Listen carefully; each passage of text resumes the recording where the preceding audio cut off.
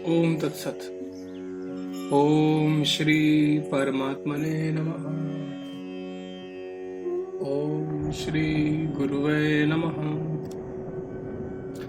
शरीर रूपी नगरी के सम्राट ज्ञानी की राग रहित स्थिति का वर्णन श्री वशिष्ठ जी कहते हैं। रघुकुल नंदन श्री राम जैसे देवराज इंद्र अपनी अमरावतीपुरी में निश्चिंत होकर राज्य करते हैं, उसी प्रकार विवेकी पुरुष इस देह रूपणी नगरी में राज्य करता हुआ सदा निश्चिंत एवं अपने आत्मा में स्थित रहता है। वह अपने मन रूपी मतवाले घोड़े को काम भोग के भयानक गड्ढे की ओर नहीं जाने देता तथा अपनी प्रज्ञा रूपणी पुत्री को लोभ के वश में होकर नहीं बेचता।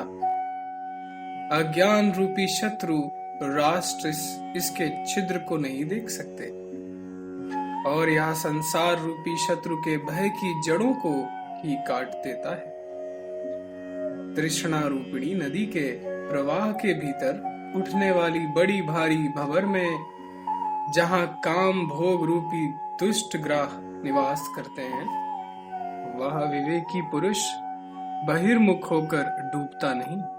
वह मन की ब्रह्माकार वृत्ति में आरूढ़ हो बाहर भीतर परमात्मा के सिवा दूसरी किसी वस्तु को न देखता हुआ सदा समता शांति रूप गंगा यमुना के संगम में स्नान करता है, जिस पर संपूर्ण इंद्रिय रूपी जन समुदाय की दृष्टि रहती है।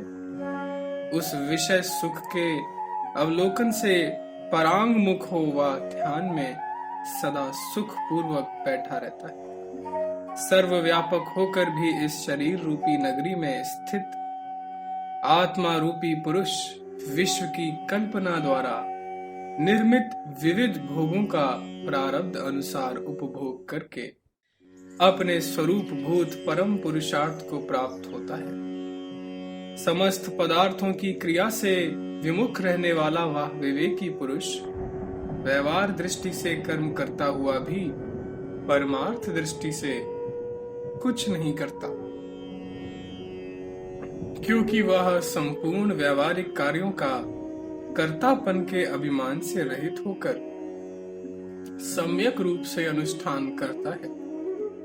उस शरीर नगरी में रहकर हृदय पुंडरीक में आरूढ़ हो वह सदा शांति रूप शीतल शरीर वाली लोक सुंदरी मैत्री रूपिणी अपनी प्रिया के साथ नित्य रमण करता है।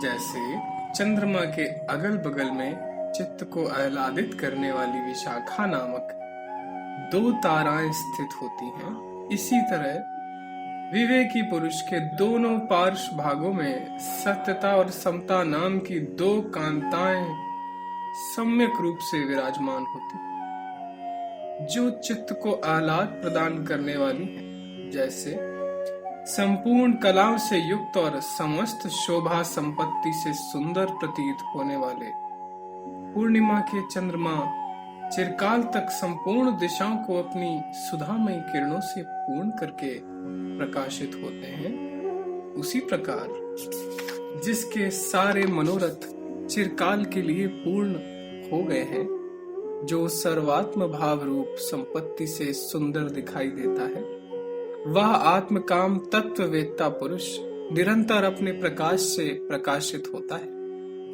चंद्रमा तो पुनः क्षीण होने के लिए प्रकाशित होते हैं, परंतु तत्वज्ञ फिर क्षीण नहीं होता। वह अखंड एक रस भाव से अपने स्वरूप में प्रतिष्ठित रहने के लिए प्रकाशित होता है।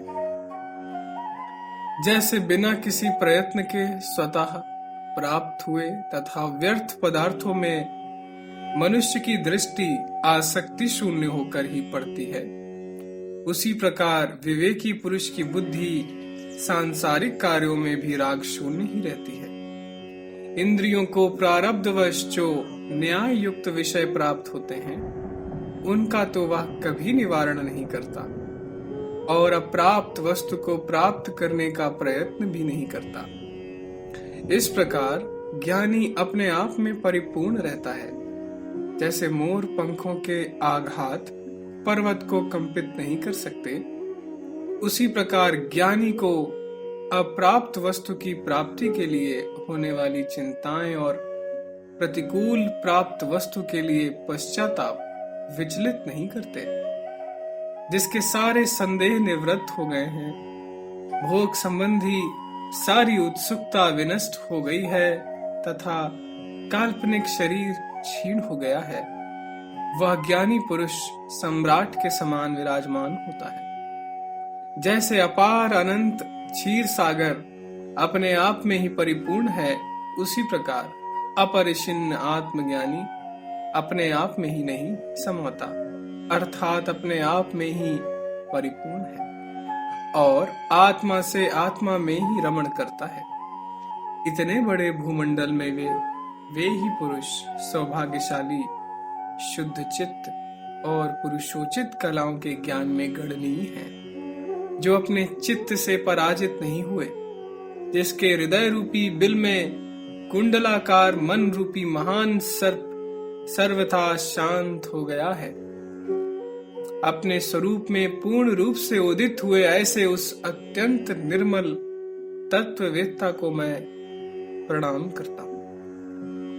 ओम तत्सत, ओम तत्सत, ओम तत्सत।